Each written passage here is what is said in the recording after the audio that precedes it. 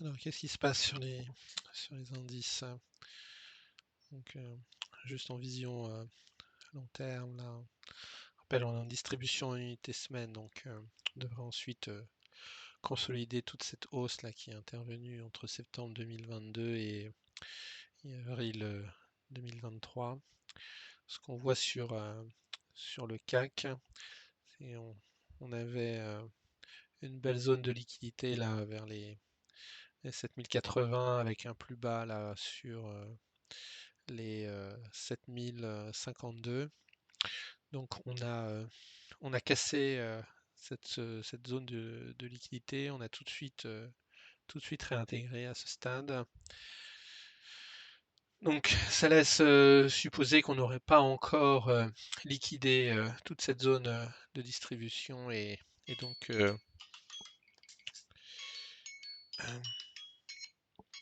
on ne serait pas parti pour avoir un mouvement baissier, ce qui est assez logique avec la saisonnalité, puisque là on arrive en octobre et normalement dernier trimestre est plutôt haussier.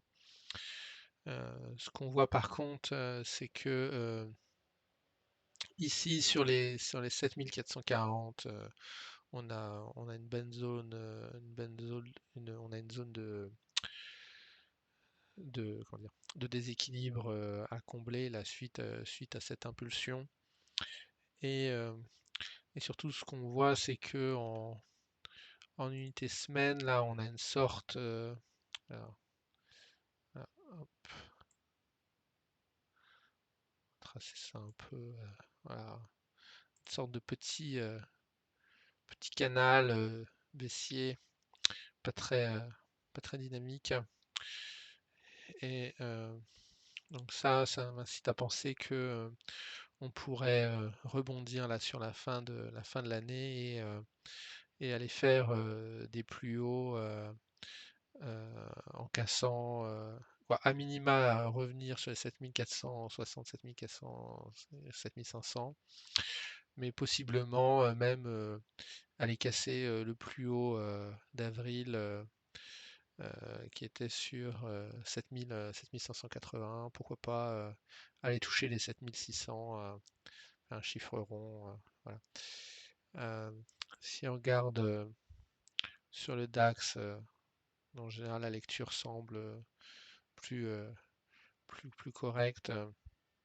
Donc à ce stade, on n'a pas eu comme le cas que de réintégration. On avait une belle zone de liquidité ici, là, sur les 15 450, et on a cassé, on est arrivé sur les 15 000, 15 200.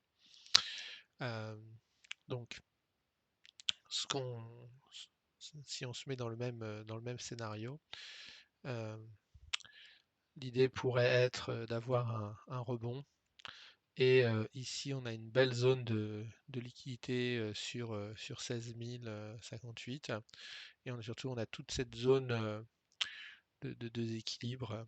Donc, on peut envisager, si on rebondit sur les 15 000, sur les 15 200 là, d'aller réintégrer ici, pourquoi pas casser cette zone de liquidité et aller peut-être vers les 16 000, 16 200 sans nécessairement faire des plus hauts.